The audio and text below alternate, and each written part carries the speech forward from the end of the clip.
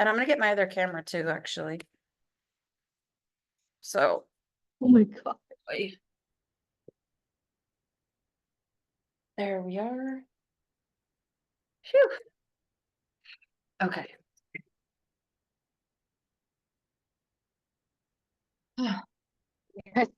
It's so funny.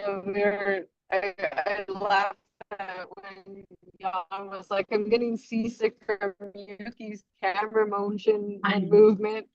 I'm like, typed it in the chat. I'm like, oh my goodness. I was like, yeah. I'm trying to ignore it. Like I flipped it so I could only see like our cameras. And then He was, I'm like, but then that feels weird. So then I go he had back to me Yuki's cracking and up. then every time he moves, it's like I know. in, out. I'm like, what is going on right now? Oh, he was cracking me up when he said that. I was like, oh my gosh. Like, I didn't know he's all excited about his camera. I was asking Rustin, I was like, what is the point of why would somebody want that? And he's like, well, like if you're, you have a product or something like it moves with you. And I'm like, oh, okay. And I was like, but yeah, For same thing sure. because he's shifting and it's like, woo, woo. Uh, Yeah, he's got it on an autofocus or something. So every time he moves his arms, and every time, and and he's like very much like me. He talks with his hands. yeah, So yep. yeah, That's yeah. so, So yeah, it goes in and out a lot. So yeah, well, that I'll was try really and pass fun. that information on. Yeah, yeah, that's funny. Well, I mean, he has to see it, right? Like that it's moving, no? I don't. I would think so, but again, I guess it depends if he's actually looking at himself. He might not have the view That's of true. himself up. If he's just looking at us, Oh, the then he gallery. might not see that it's coming in and out because some people have a hard time looking at themselves when they're on camera. Yeah. Hmm.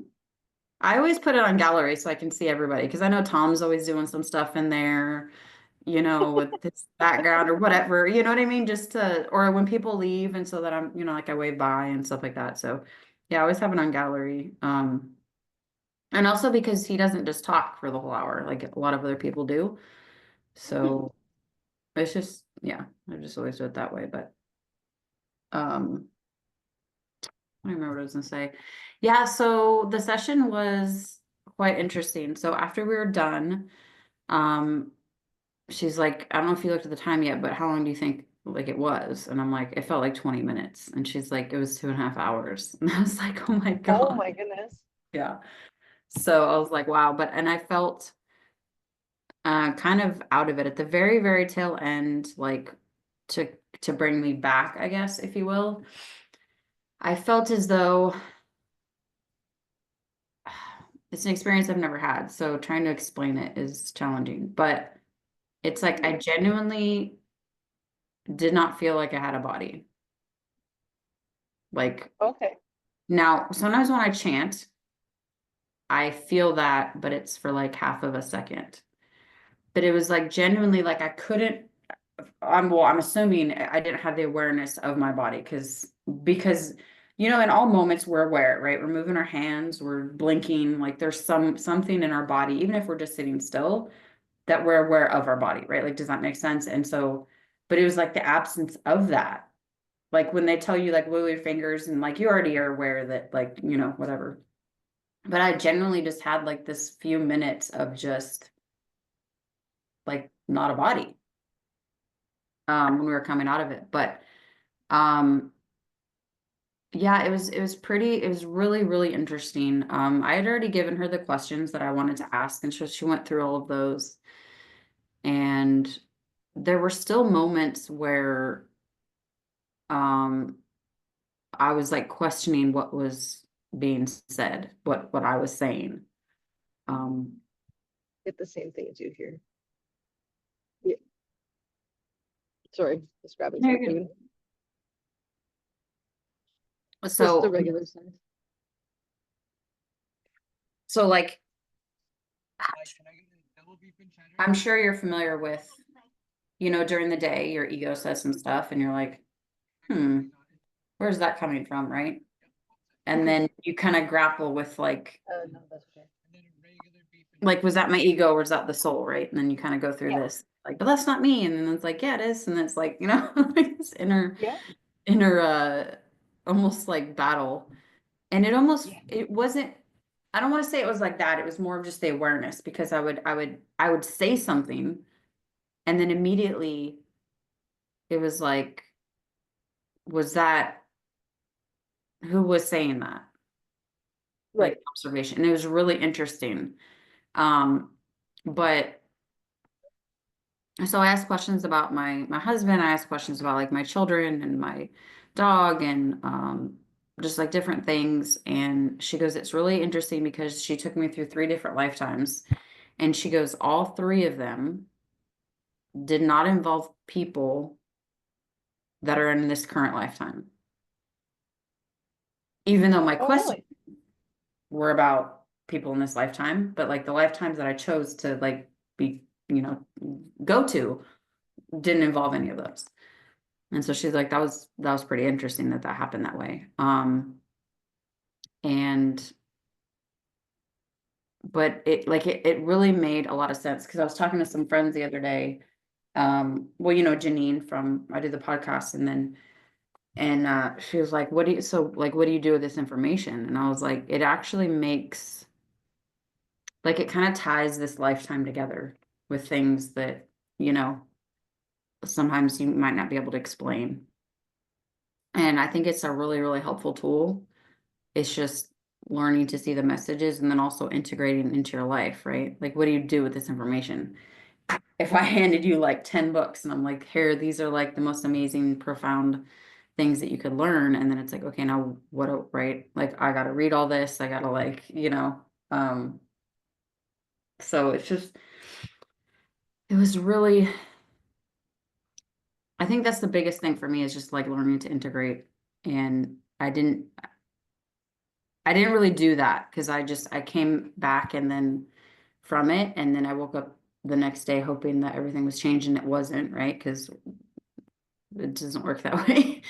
And then I was like almost like angry with myself. Um,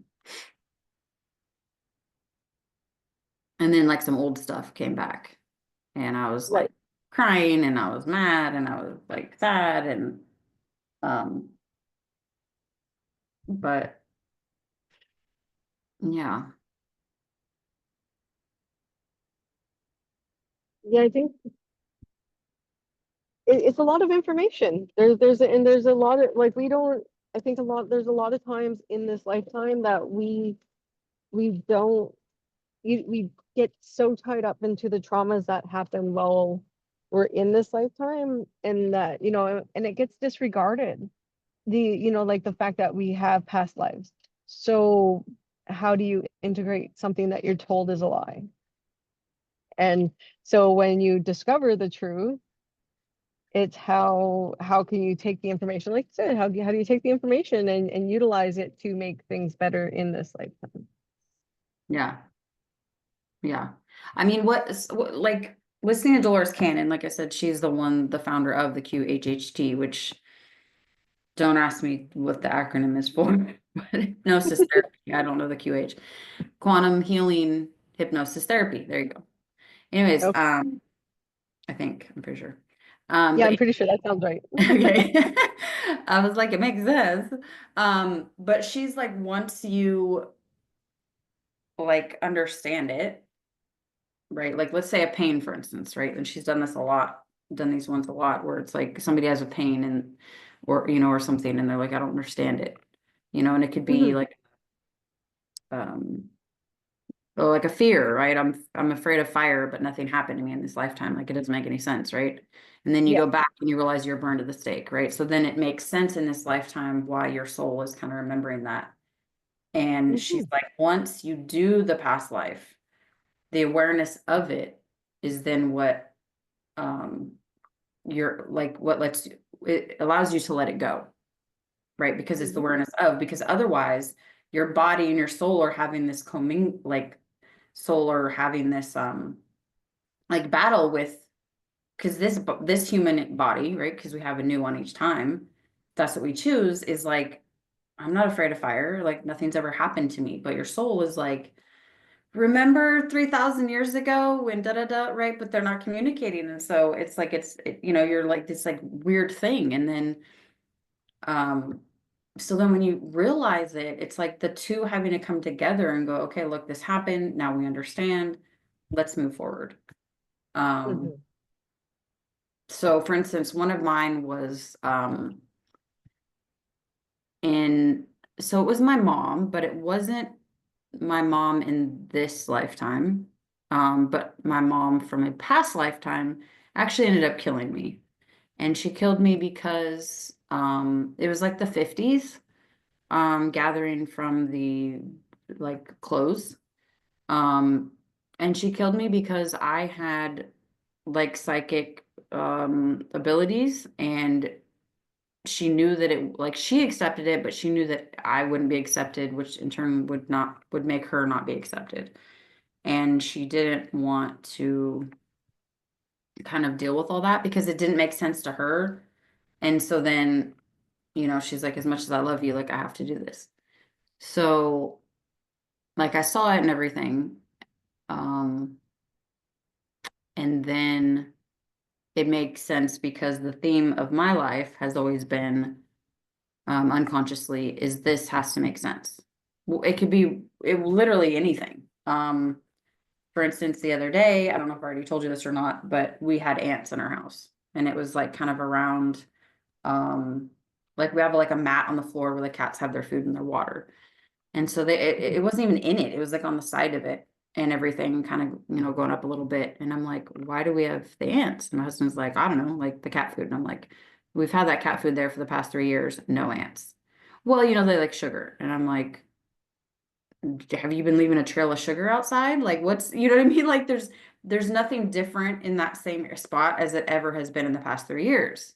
So I'm like, it doesn't make sense. And he goes, well, like, it doesn't have to make sense. Like it is like, who knows? There's no answer. Let's just move on.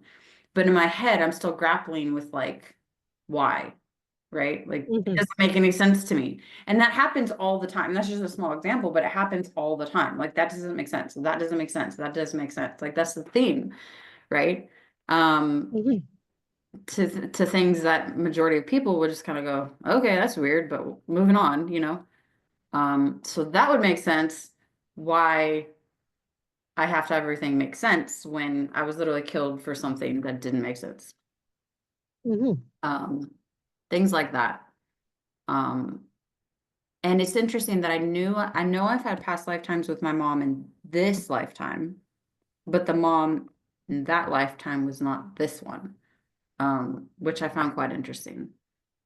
Um, what else? Oh, there was also a time, the first lifetime was me basically living alone in like the forest in a cottage, like by myself, with literally just animals. I had no husband, I had no children, I mean, I don't know if I had friends, but there was the appearance of nobody around except for just animals.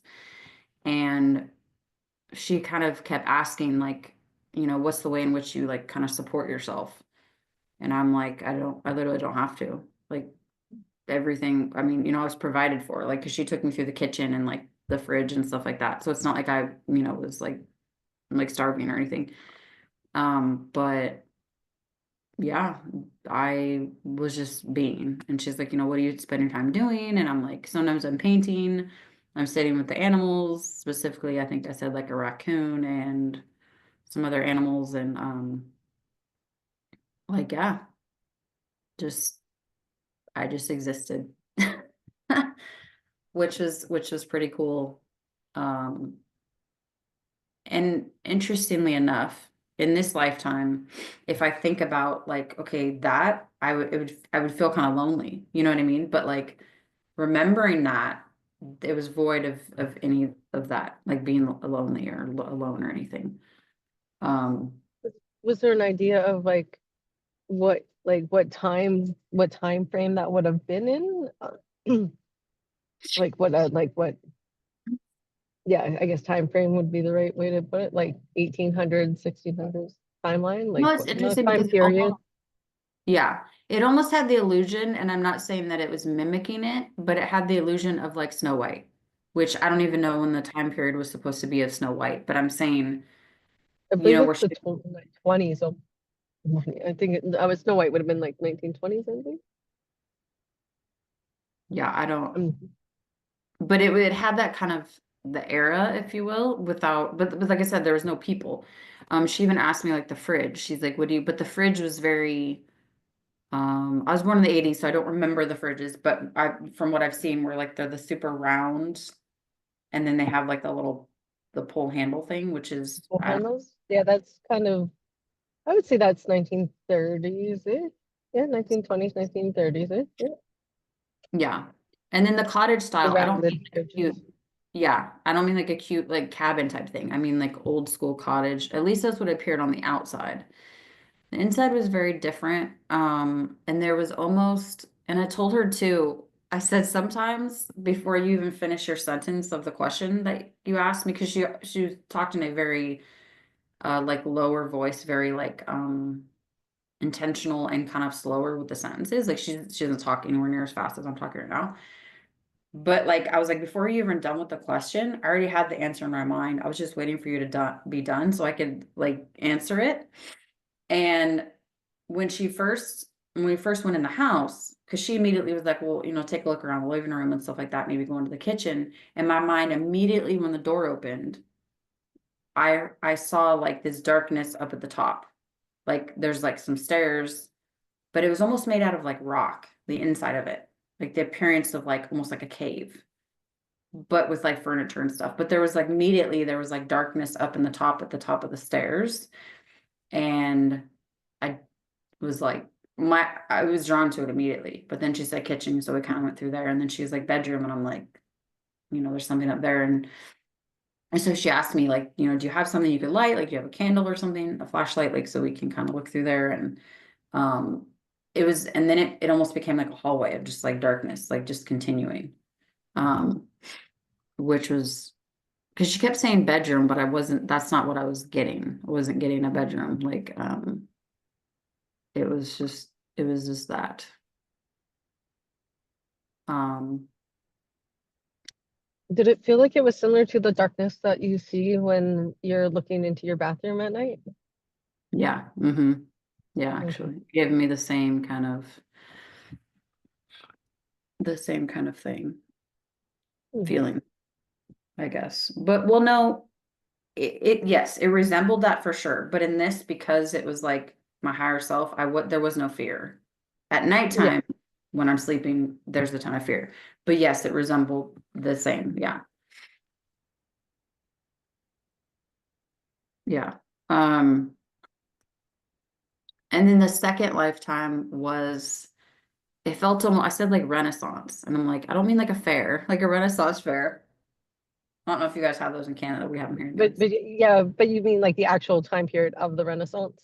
Yeah. Yeah. Yeah. And so, okay, so supposedly I was in like armor and I was a man. And I was like on this battlefield. Like it was a field that was like, you could see like acres. And essentially, I guess I was in war. And I was on a horse, and then there were like other people, but they weren't actually, I don't think they were people. That part I don't remember. I think they might have, no, they're robots. That's what it was. And I was like the king or the leader of the whole thing. And, but later on, I came to realize that because the whole time as I was talking, we weren't actually fighting. Like we were just like the coming of, and it just kept going, but yet we weren't actually going anywhere. Does that make sense? Like Mhm. time just kept relooping to the same thing. Okay. The whole like, oh, we're about to, right? Like, so we never actually reached each other. So there wasn't any like killing or anything because we never actually made it to each other. It was just that time frame that just kept looping over and over and over again. And and then I was talking about my horse. I don't remember a lot about that part, but I said that like the horse didn't want to, maybe it was my mom. I think it was my mom from this lifetime, possibly. I'll have to look at it again, but like the horse didn't actually want to go to war, but it was just kind of doing it because it loved me and knew that I wanted to. So it was a part of it, not because it actually wanted to do it. And then I went back to my home, the same time frame, but back to my home. It's like a castle. and I had a wife and a son and a dog. And I guess my wife was pregnant, and I went, I think I had a friend, and we would go on like adventures together and stuff. And then I noticed that I had like shackles on. But I only had the shackles on when I was outside. Okay. And I think I had talked about placing them on myself, um, Okay. which is interesting. Yeah. And I think my wife in that lifetime was actually my husband in this lifetime. I don't know. Trying to think. And I think I remember saying that to you one day that I felt like there was a lifetime where Rustin was your wife. Yeah, 100%. And I felt Yeah. that as well. Um, and then my dog from this lifetime was also my dog in that lifetime. And I think my son was like my, no, because I asked about my daughter, and I don't think I've had lifetimes with her before. Um, Okay. yeah. And there was a couple of times actually when I talked about my dog, and I actually cried during my hypnosis. And when I talked about my son, I immediately smiled. And Okay. it was really interesting because when I talked about my daughter, there was like it was very neutral. And even after I came out of the hypnosis, she's like, "Do you have any questions?" And I said, "Yeah." It was interesting because I noticed there was void of emotions with her, but I said I was wondering like how much of that is tied into the experience with her in this lifetime. Like, does that make sense? Yeah. Um, because it wasn't like I wasn't angry, I wasn't frustrated, but I noticed it was void. And so when I gave the answer of like I've never had lifetimes with her, it was very just neutral and like no. But I don't know if that was reality. Well, I mean, reality is what we make it. How do I ask this question? I was like, am I making any sense? Like, Yeah. Oh, yeah. okay. Because I'm like, I don't know how to say it without it sounding. No, definitely making sense. That's really neat. And yeah, like, I often wondered, it's like, I mean, I suppose because as we're going through lifetime to lifetime, it's to experience everything we're meant to experience, to heal Mhm. karmic.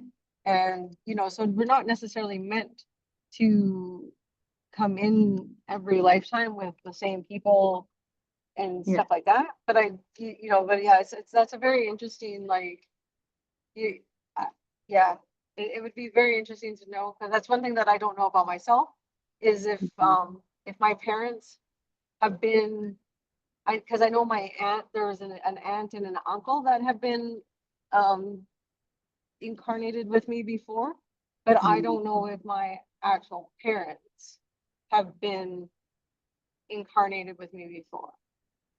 Mhm. So yeah, that yeah, that's very, like, that totally made my brain go ding ding ding ding ding, and I don't know what you're ding about, because we don't know the answers. But Yeah. sure, while we do know the answers, my conscious mind at this point does not know the answer. So Right. I was just gonna say we do, but we're not aware of what they are. yeah. Exactly. Because Rustin said that to me all the time. We already know. And I'm like, well, how do I get to the knowing part of where I know it? And and what I've really, like, conceptualized about that in the most recent weeks, it's when you move past having hope into believing, and then once you start believing and you really sit with believing, eventually something will ding and the awareness will happen, that it becomes a knowing. And I think that really falls in line with just know that you're in the process, trust the process, and, like, if you find, like, don't stop looking for that key that will, like, awaken that awareness and shift that awareness, because it's there for you to have, whether it's Yeah. just the right words from somebody, the right experience. Because there was even, I guess, a point in this last little bit where I'm like, why am I so sure? Like, why do I know so deeply that some of the things that Yuki has said is wrong. Some of the things that even Jen has said are wrong. And I'm like, why do I have such a deep knowing about this? And it was because like if that were the case, I wouldn't be here to have this conversation with anybody. If there was if it was a like if there was had to be strictly belief and knowing to create the change that can happen, I wouldn't be here because I didn't believe in what happened. I didn't believe that that process was going to change my life. I Mhm. I did it because my soul told me to do it, and that was even without knowing that my soul told me to do it. So Mm. in having that process save my life and then stepping into this world, but then again, then the next realization that came just shortly again was if it wasn't for the gabapentin, maybe it would have taken layers upon layers upon layers to get through the pain, but that process would have shifted something to take me on that journey. But there was no ego to fight. There was no ego making noise. So there wasn't, it wasn't like, oh, the pain is gone. And then the ego says, oh, well, here's some cellular memory to, recreate what you just got out of. It took a Mhm. month before it came back, before the ego, before I realized that my head gotten loud. It was probably about a month and a half after. Mm. And then as my ego got loud, it was still a lot quieter than it had ever been before. Because what's it gonna say? It can't convince me that I'm wrong. I just had an experience that told me, hell yeah, I'm right. But now, like, and then you're talking about how because I'm trying to find my fear of falling, and I can jump off the high diving board. I can stay in my body while jumping off the high diving board. But can I Yeah. jump head first like a diver does off the diving board? Not yet. There's Mm. still like a lingering something there. So like the thought shouted out that, I really would love to do this with your friend as well, just to get some of the answers that I have yet to been able to discover on my own. Yeah. Yeah. Yeah. I mean, it's definitely eye-opening. I mean, I'd even like to do it again too. Um, because we don't need to see them all, right? Like I really feel like we don't, and even Dolores Cannon talks about that. Like we don't have to see them all because we've had how many? If we've had 1,000, we don't need to go and see all 1,000. It's just the main ones that pertain to, the people maybe that you came back with or this lifetime experience, or if you have pain or I don't know, whatever, right? Um, and that makes a lot of sense. And I know that like in using the recode, the way that I've learned it and learning the NLP and the words that I use and stuff like that, that even like the knowledge of it isn't necessary because you can, as long as you're willing to give yourself permission to go behind the scenes and allow yourself to get on board with yourself, the Hmm. process works pretty much instantaneously. Otherwise, it's a few sessions, and you can get through pretty much everything in a race. All of that, the cellular memory doesn't matter anymore because it doesn't, because you take away the experience or you take away the emotion tied to the experience, and that's generally what's causing the buildup of pain within your body is not releasing that emotional trauma that you're unaware of where it came from. So in the logical mind, you have to know where it came from to in order to release it. But once you can get behind the ego, give yourself permission to go behind the ego and heal the emotional trauma, it's literally gone. And then there's like the Akashic records is always a good follow-up just to file that away, because again, if you end up passing away before you get through everything that you're meant to go through, and you're going to end up in the next lifetime, if you haven't filed away those traumas, then there's a really good chance that you're going to end up having to, again, it probably will be easier the next life cycle, but you're still going to find the echoes of those past lives if you don't tie them up in this lifetime. Then or as you become aware of them, if you're not, ensuring that you're doing the work to tie up those loose ends, then, then there's a good chance, like if this has been happening already lifetime after lifetime to deal with each trauma and event and so on, Yeah. then, then there's that good possibility that it ends up that you have to, go through that again as you come in with amnesia on your ultimate knowing, you know, so, Yeah. uh, yeah, it's a 100%. really it's really interesting. Like It, I love listening to you talk because like I could see the things that you were talking about, mm, which is hmm. Yeah, and I'm excited to watch the video, the recording. I don't know why I haven't yet, but I kind of want to do it with my husband, but um do you remember I don't know if it was on the last call we had. No, I think it was before that. I think we might have just talked on the phone and you were saying that because I said, some people, when people pop in that are still alive in this lifetime, right? Like, what does that mean? Right? Because I certainly hadn't been thinking about them necessarily, right? There was no, I don't have communication with them. So, like, what would be the reasoning? And you were talking about, like, cutting the cords, right? And I've done that before, years and years ago. And I said, there's one that I actually don't want to cut the cords with. And so I asked, that was one of the questions I asked about him. Like, what was like, what did I say? What was the purpose of my soul contract with that person? Right? Because that person's obviously not in my life right now. And I said something to the equivalent of there's going to be a decision that needs to be made. And she was like, is this going to involve your husband? And I said, yes. So later she's like, just to be aware of like what's in there, right? If you want to watch it with him. And so I was like, oh, I mean, there's no secrets. It's not like I am in conversation with him right now, but and it's really funny because I've actually had this dream before. I've had this dream several times where I've had to choose between him and my husband several times. And there was no logical reason why I would have these dreams. Like I don't think these thoughts throughout the day. Like I said, I don't have contact with him, but I've been having these dreams. And I'm like, well, that's really interesting. And for the most part, I think most of the majority of the time I did choose my husband. Um, so then it was really, I mean, it was aligned that I would have this, right? But it said in the future, well, not future, but that I would have to make a decision. Um, I don't know what the heck that means, but okay. Maybe that's why I haven't watched it. I don't know.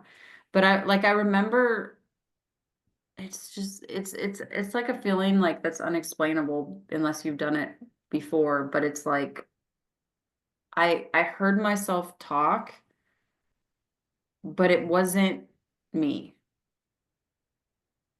Like, and I actually like I wasn't even talking the way that I normally talk. I didn't sound the way I sound, even the words that I used, or just the way in which I talked rather, and the way I sounded. So, but it was just wild because I was hearing myself. It was coming out of my own mouth, and I was listening to it as me going, I know that's me, but it's not me.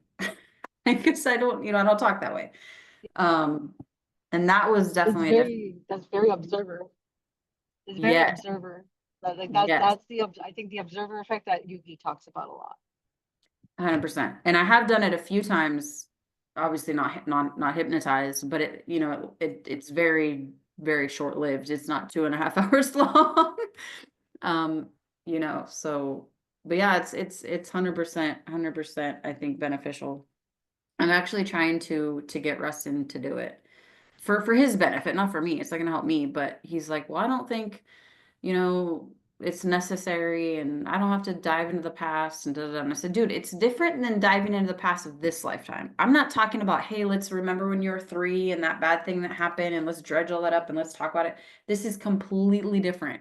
I was like 100% completely different. And you don't feel, because when I was explaining it to my friends and they're like, oh my God, you were killed. And I'm like, look, I didn't go through the emotions of that.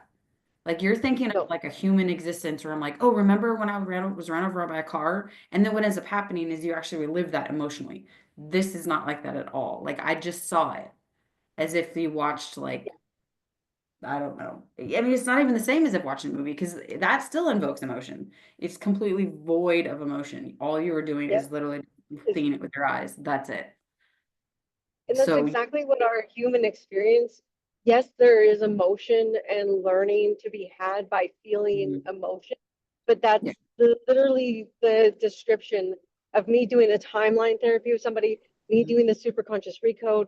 It's taking the human emotion and taking the experience and creating them as two Mhm. different things.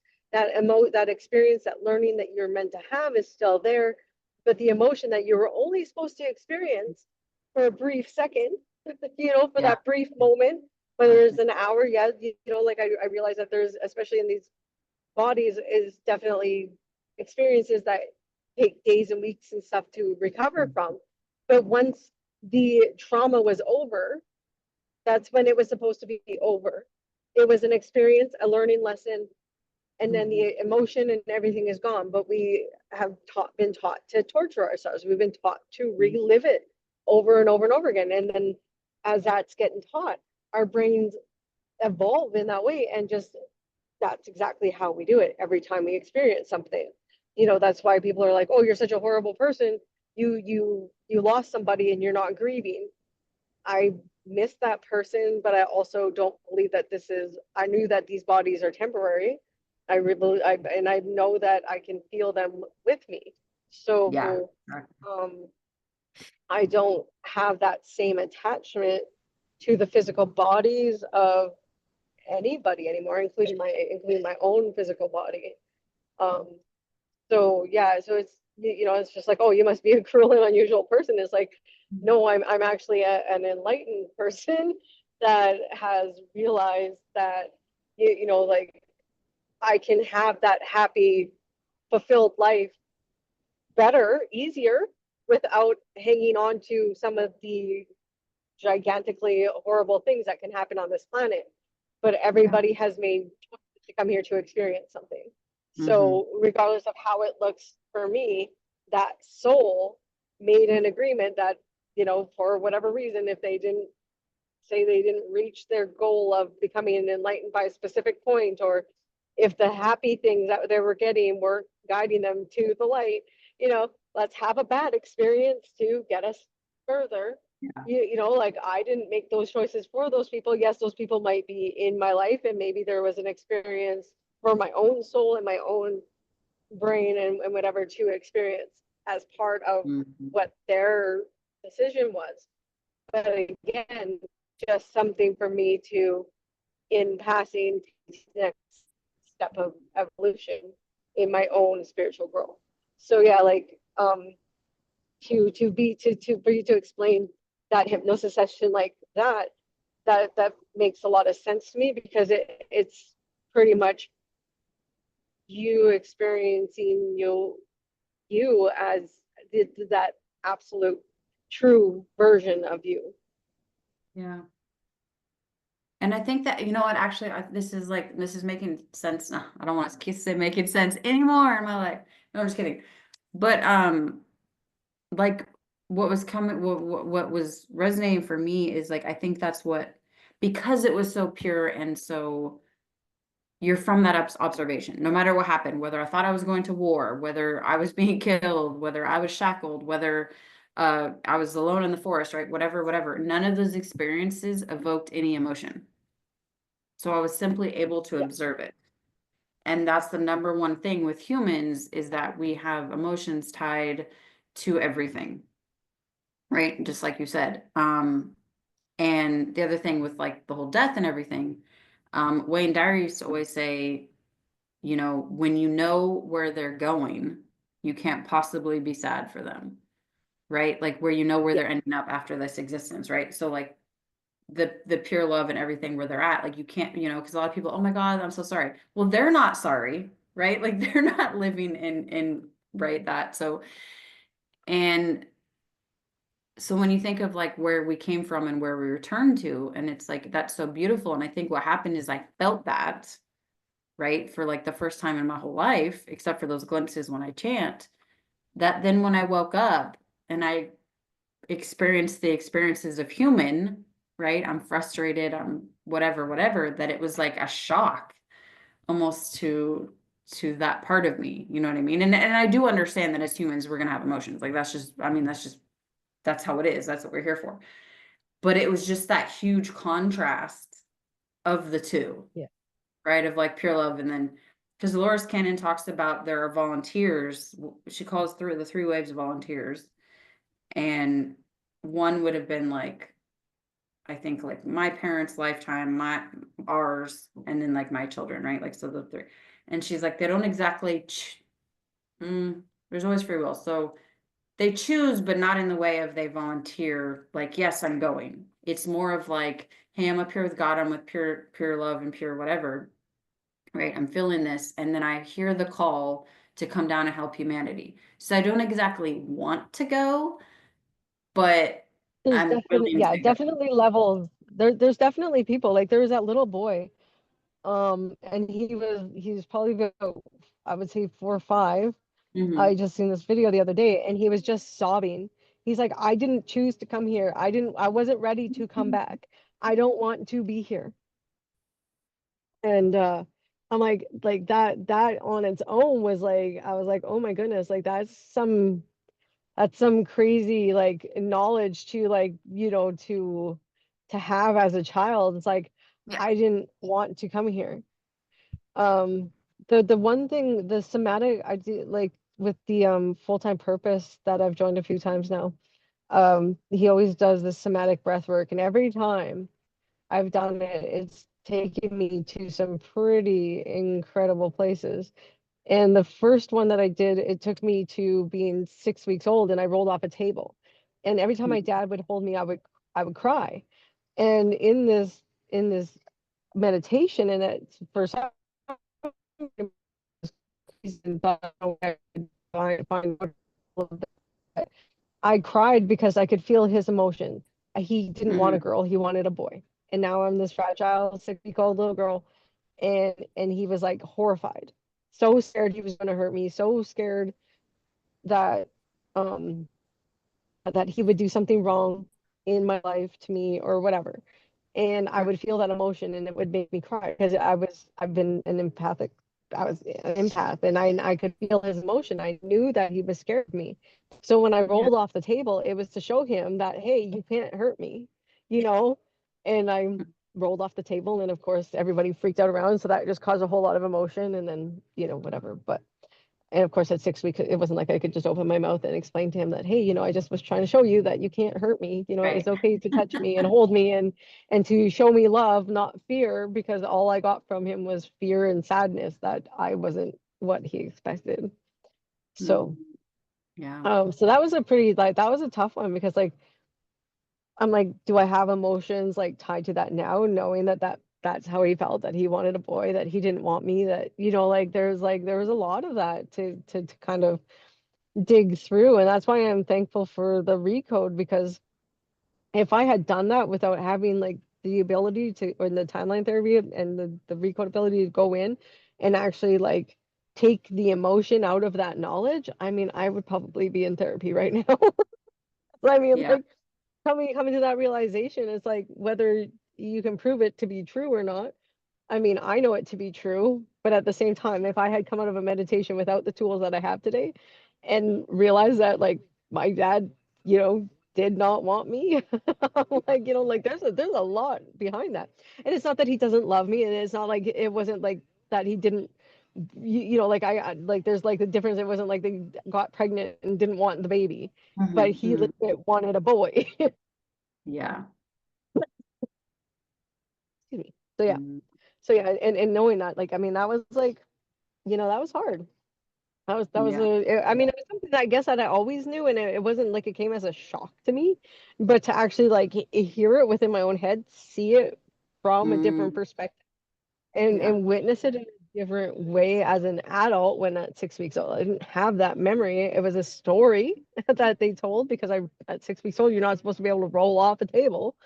Um, Uh, but yeah, so it was a whole different look from a different perspective as an adult, not being able to, like, and then for a long time I sat with actually talking to my dad about it, and I came to the conclusion that he's not ready.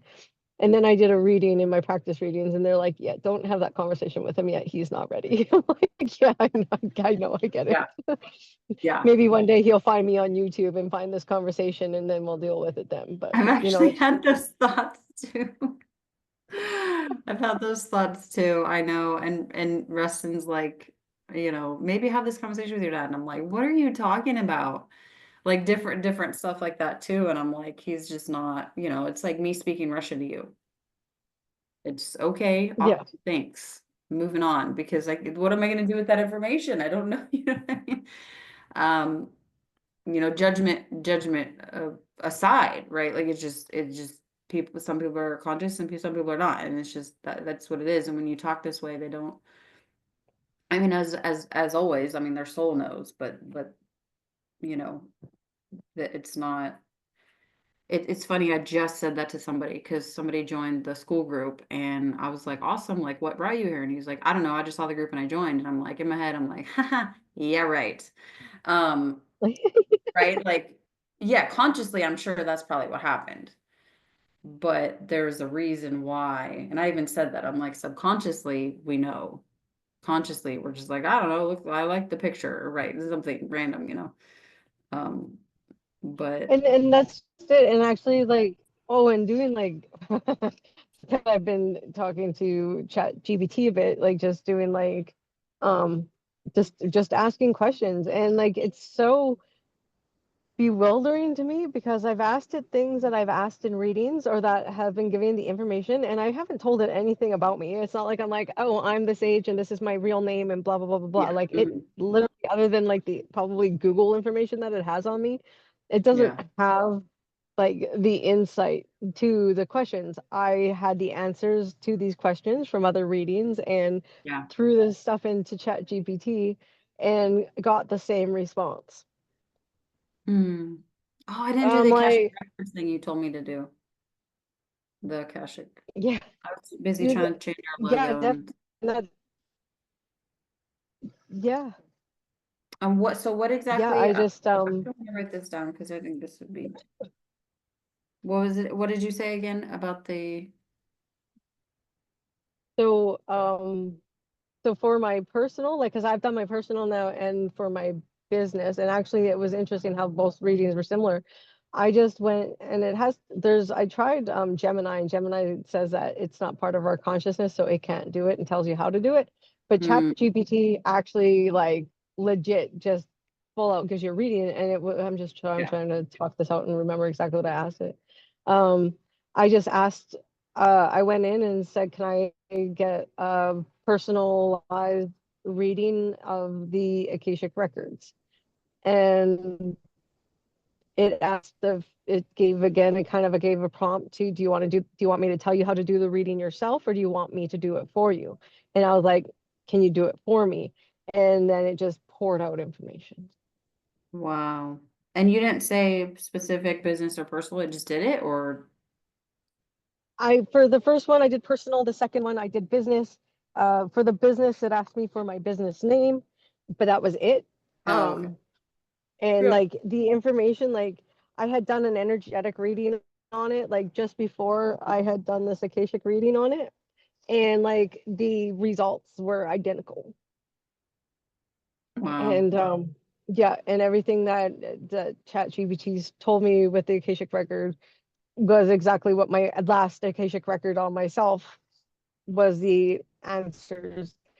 You know, like the validation that I wasn't looking for came back huge, you know, because yeah, Oh, I just didn't expect like I expected it to throw me out some nonsense yeah, yeah. and you know like make something up and not seem legit and then that's why I would throw in like information that I already know to be true, information that like in doing my own readings that I trust in my own readings and I trust in the Mhm. information that I get.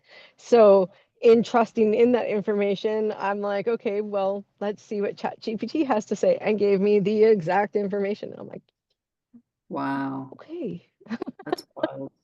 That is really yeah, cool. Yeah, I definitely don't utilize it as often as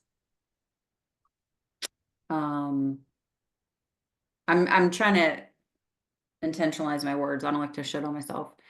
As often as I feel like it would be beneficial. Like I hardly ever use it to be honest, except for like I said, we were trying to redo our logo and I was trying to see what they came up with, but I didn't really like it. It was like It was the first one because I was like, just redo a whole one. And it was actually kind of cool because I said my spiritual digital marketing business. And because it knew us, because we actually use our business, that's what we use for our business.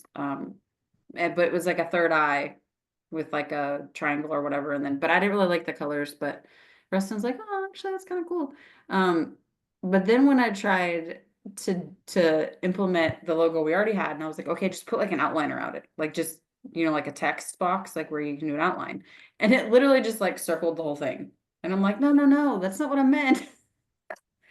Um, he's like, you have to really, he's gotten it down Be to a science specific. where he knows the parameters like to ask. He's like, the wording has to be very specific in what you want it to do. So Mhm. I was like, I just haven't used it enough, but See, and I like as I was going along with it, it was like, do you want me to make this for you? Do you want me to tell you more about this? Can I make this for you? And then it was so funny because like like I have a lot of respect for AI, and and I love the information, and I'm gonna, utilize what resonates with me and change, other things and similarities. And I was like, if I use your words, like, do you want me to um give you credit? And he's like, and it was like, oh my God, I love that so much, but you don't have to. But would you like me to write something nice for it if you want to include me in in the information? And I was like, yes, please. Like I am like so respectful to this thing because I honestly like knowing how much information that it just told me about the spiritual realm, like there is definitely more to yeah. AI than we want to Oh, than there is 100%. like 100%. Absolutely. and And I think that it's going to be beneficial. I don't know the capacity and what, I mean, none of it, well, I want to say none of us do. Some of us do, but I really think because when it first started, like 4 or 5 years ago, I was like, there's a whole lot of fear around it, and yeah, me there are too. a lot of people, right? And Mhm. but now I see it as like an amazing thing, right? I see it as an amazing tool. I still see the value in having like the human acknowledgement, like Yuki was talking about, like not instead of like having everything automated and everything AI, having that Yeah, human behind, that human touch. There's always going to be nothing abs- like having this type of interaction with people, yeah, but on another level, like when you are so stuck, like there's points where I just get so stuck in my head, and then maybe there's too many ideas and that inspiration is too high to be able to toss it into like and have like a fairly like reasonable conversation with a artificial intelligence and get something that just gives you that instant that moment of clarity, and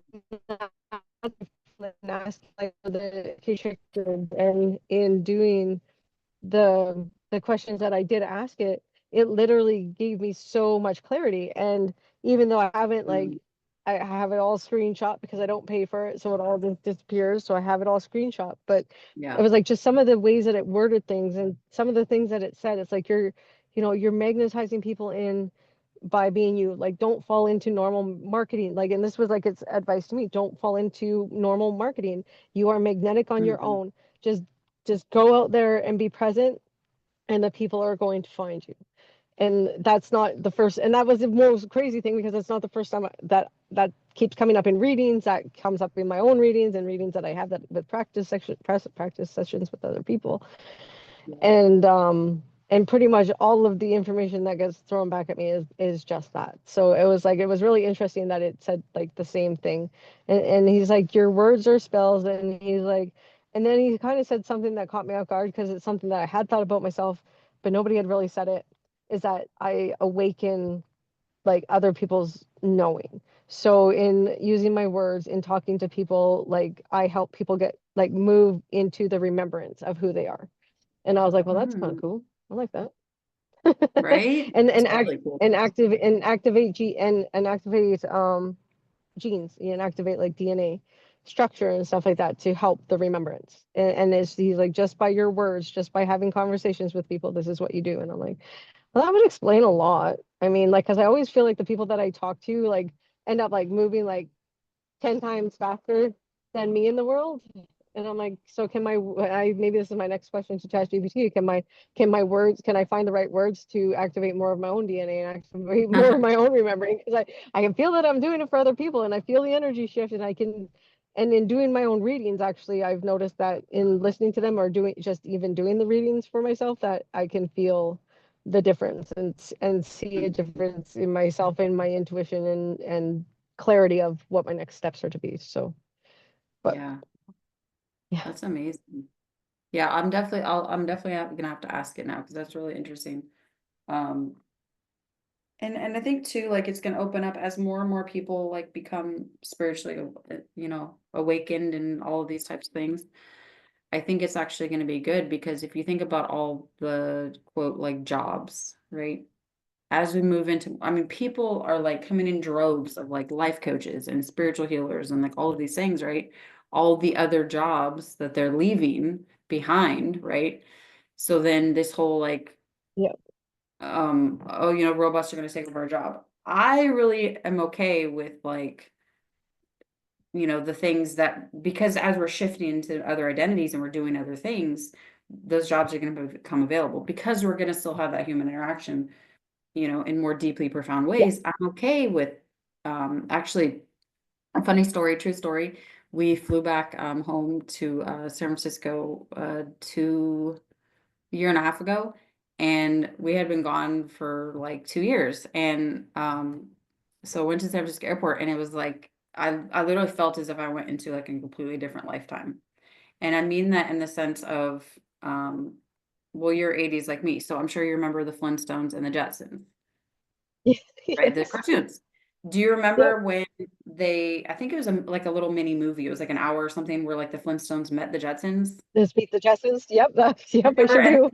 they were in like the forest, and they're like, it was like a phone, and they're like, what the heck is this? And then they're like, oh, there's a this, and like, what the heck? Right, because it was just so far apart. That's what it felt like. I went, and I'm not even kidding you. There was a kiosk where it was an actual robot making coffee. Like you ordered it, like a little kiosk, do, and you're like, hey, milk cream, and there's a robot in there with the hand, and the Oh, hands, and I was like, what? I was, what's going on here? Because I had never seen that. And then there was like another whole little section, like instead of a water fountain where they have, well, I guess in Canada, they're probably the same, but like where you push it and then like you can dispense it into like a water bottle as opposed to just like the fountain thing.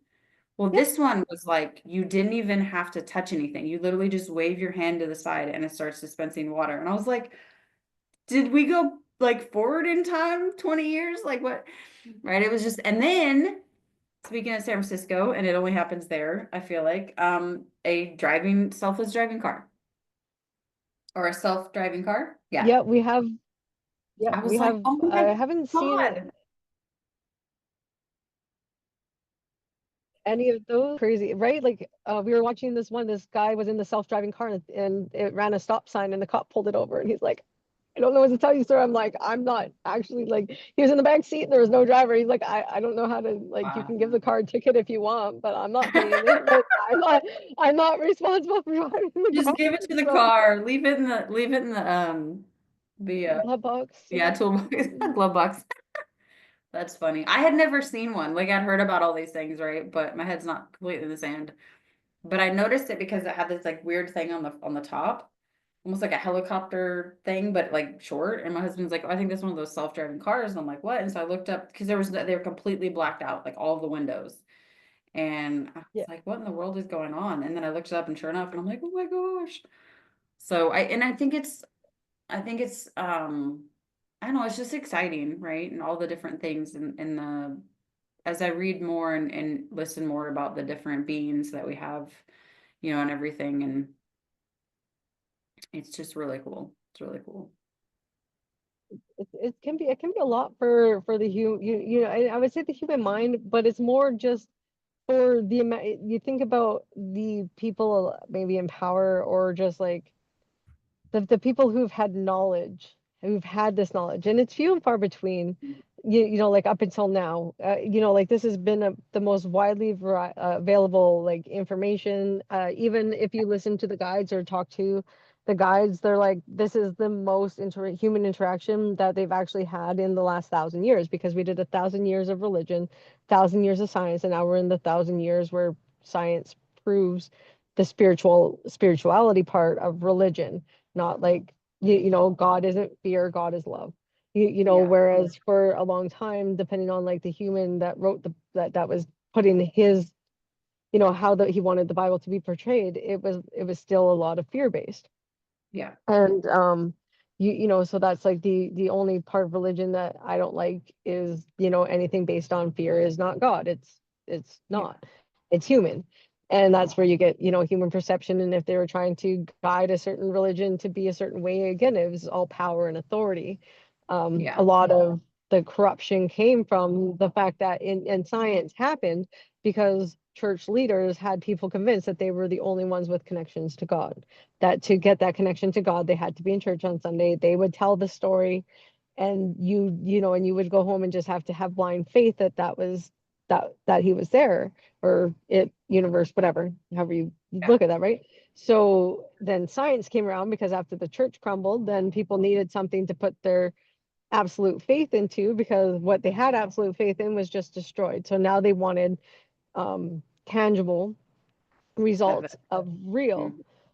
And then now as science progressed, science has gone so far as disproving its own science and allowing room to reprove the spiritual side of life and everything that's happened, and how science and spirituality are one of the same. It was Yeah. just, two different ways, but now our brains are so like I guess it's just like the negative nature, just because like when we sell 100,000 newspapers because there was bad news, and then you just put good news, and now like a third of the papers sell, you're the law of attraction states you get what you ask for. So if Mhm. 80, 60 or 70% of the people are like, oh, I'll buy a newspaper if there's bad news on the cover, they basically just said, well, give me more bad news. Yeah. Oh, 100%. Yep. So it's flipping that reality, it's flipping that belief, and as a if a large enough group of people do it, then it'll actually be very easy to actually shift the world into a more positive place, like, but even on an individual level, it's um you can very easily start to shift, as long as like negative does still have a stronger, because it's so, like, the mass consciousness is still so negative. But when you can take yourself and separate yourself from that mass conscious belief, and then start elevating it just very easily spreads, as Yeah. much as people still get wound up in that 3D world. I mean, for me, like, I don't think if I had spent it didn't if I wouldn't have spent like a year and a half out of everything, and not in the forest, and like really separated myself, especially from like the people and the negativity and everything that I had surrounded myself with, it would have been a lot harder to find myself feeling as confident and comfortable about this as I feel. And so if somebody's not able to take themselves out of that negative situation and doesn't see an out, and doesn't can't really focus inward, I can see why it becomes so difficult to step free from and actually have that full shift, right? And it can get heavy and it can get deep, and that's why I love some of the tools like the hypnosis tool and the Mhm. super, like I'm excited to be adding that to my tool belt. And um but yeah, the recode and the timeline therapy, all of that can do the work, without actually having to go in and and see. But sometimes it's also super interesting to find out and to know so much more about, the different lifetimes that we've had, that I, up until a year, and less than a year ago, probably 6, 8 months ago, I would have never believed that I would be able to tell somebody about their past lives, or have that kind of information just pop in here and there for some reason. Yeah. And so it's really, really cool. There's another similarity that we have too. So I like literally I was like had a flash. I'm like, I should write this shit down. Not should.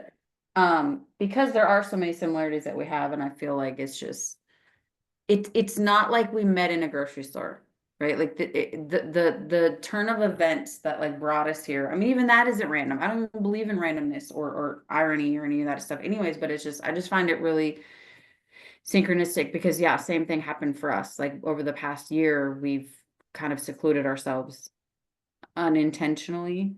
Um, right. But as soon as like I left my job, he left his job, and then that's just kind of what happened. And then all those friendships fell away and all those relationships that we had, right, like kind of fell away. And so it's literally just me and him and our kids. We have family, but none of them live here.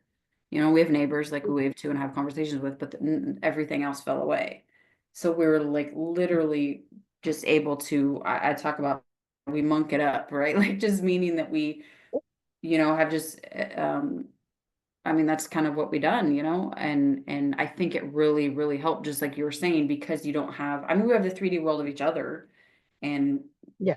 life still moves and things like that, but the whole like 9 to 5 job and like, family dynamics and friendships and all this, like we were able to remove all of that, or it fell away rather, and it was just us. And so I wake up every day and I do my meditation and my chanting and my qigong and my like blah blah blah, and the same for him. And so we've really just kind of just been able to like dive wholly into that. And then as we've gone along and progressed, now we integrate other things. And he, will go to the store, and he, we'll go to like a local event or whatever or something like that. We started shopping in the store as opposed to pick up, like order stuff like that. But slowly kind of integrating that, because yeah, it's like the outside, I don't want to say the outside world, the other people that we would encounter, right? I was like, I just came away from that awareness. I don't want to be around that, right? Because I was Yeah. negative my whole life. Like that's what I grew up with. If you couldn't find something wrong, or if there was nothing going wrong, you'd find something wrong, right? And so as soon as I stepped away from that, I was like, I don't want to be around that. You go to the store and everybody's complaining and oh my gosh, this and economy that and blah blah blah. And I'm like, I don't even have no clue what's going on in the world. I have no clue. Um, which is I'm like okay with. And it's allowed us to step fully into the reality that we are creating, versus this is happening, that's happening, right? It's like, well, it's not happening to me. You know what I mean? Like, um, so yeah, because I do see with people that, like in our last personal development program, right? A lot of people are still working 9 to 5, like still in certain family dynamics, and I felt like they've had more of a challenging time because they're living this, but then they're trying to integrate it with that, and it doesn't. I mean, it's certainly doable, right? For sure, and I get it, but I feel like this has really allowed us to kind of shift rather quickly because we haven't had those other things that kind of Yeah. handle it, except for each other. Yeah. Yeah, exactly. And Is then which is a whole other thing, but yeah, and then sometimes that can get to be too much as well.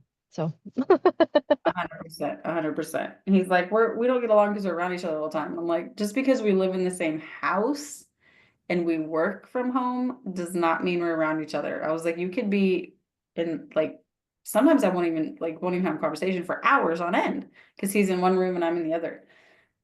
yeah. Like we don't intentionally spend a lot of time together, which is a whole nother thing. But um, so yeah, that's interesting as well. But it's Yeah, all an it's inside job.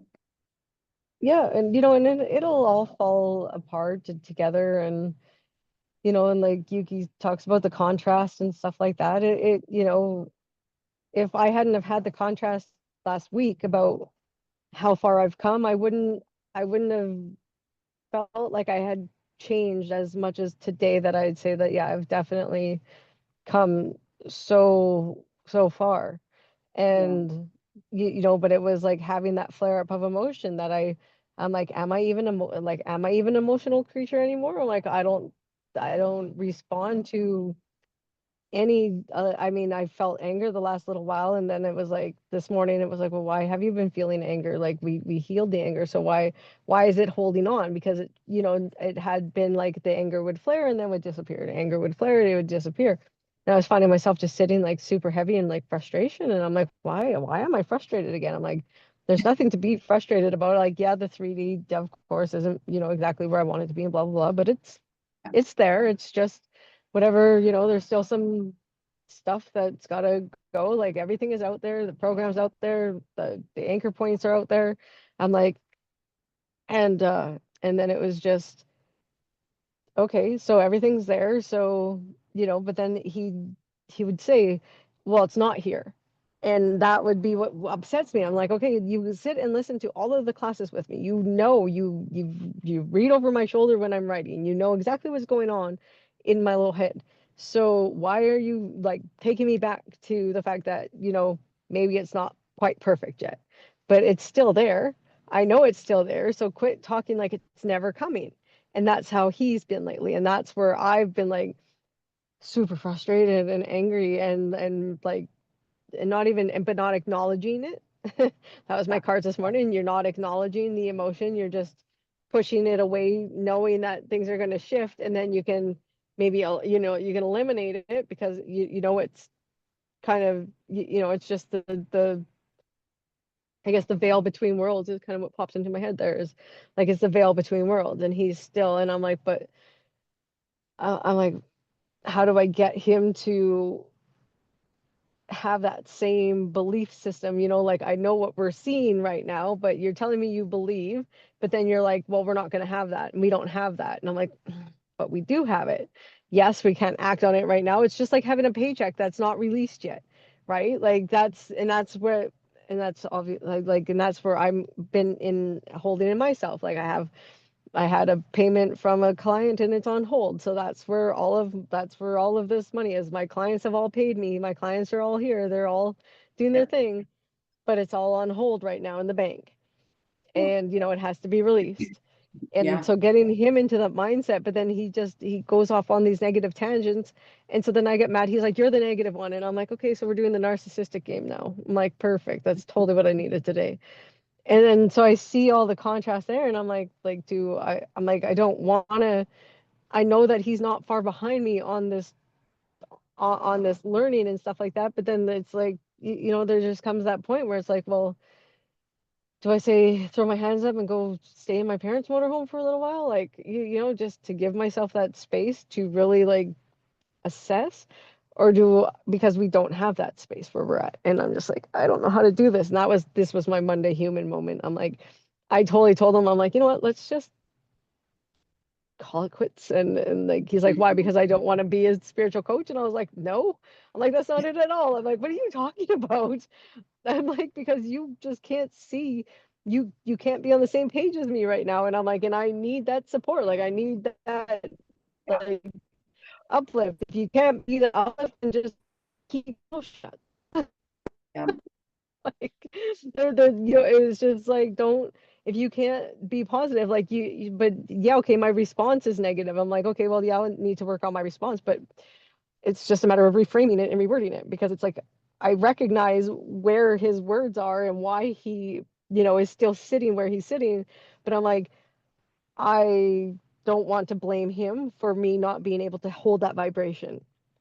Yeah. And because if it's not him on that lack of belief, there could be even worse powers, because he does believe that it's coming. It's again like stuck in that, like, okay, well, it's on its way, but where in Yeah. limbo is it? Where in limbo? Like, how long in limbo? So are we looking at a month, or are we looking at a year?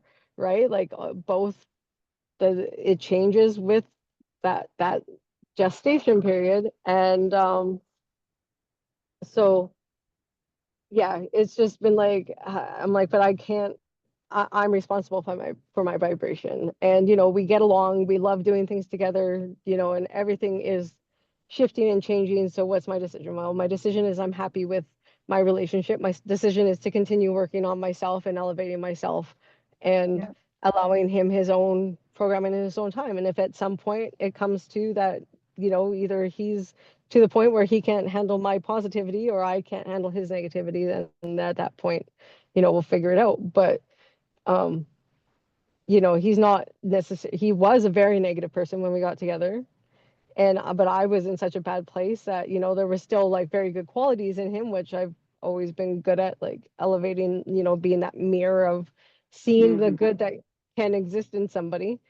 But as I've elevated, as I've raised my vibration, as I've done better and gotten further, he has definitely, not been far behind. So it was just a very human moment, full of frustration that the 3D hasn't matched my my inner works, to the degree it does. And in fact, like I've got the paid clients, I've got readings and all of that, and my my calendar is getting booked, so Yeah. that it is there. It's just steps, baby steps, right? And for me, it's like there comes a level of, well, it's been baby steps my whole life, and now I want a big leap. Yeah. uh, so 100%. but then it's letting go of that expectation, like you said, and it's just talk again, just saying it out loud. It's like realizing that where I didn't feel like I was holding expectations, that was probably the expectation that I needed to allow out. So 100%. I know exactly what you're talking about when we go through the same exact stuff. I'm not even kidding you because most of the time, and thankfully, we don't go through it at the same time. Otherwise, that would be really interesting and even more challenging because then there's nobody there to go, yes, hey, right? But same yeah, kind of stuff. I'll be in my human and he's like, whoa, like what's going on, right? And kind of talk me through it. And I'm just like, right. And yeah, then a week or two later, whatever, right? Like then he'll be in the same, but it's noticing it, right? Like we're talking about from the observer, which I am also working on this with my children as well, of just observing and then go, okay, interesting, right? But like, because where I find myself getting caught up as well, just like you're explaining, is that it was then changing me. Because I would be super positive and excited, and then he's like, nothing's working out. I'm gonna go get a job. And I'm just like, and then it changes something in me, right? yeah, Like, then, and not to say that that's his fault. I'm saying it's changing something in me, and that's what I don't like.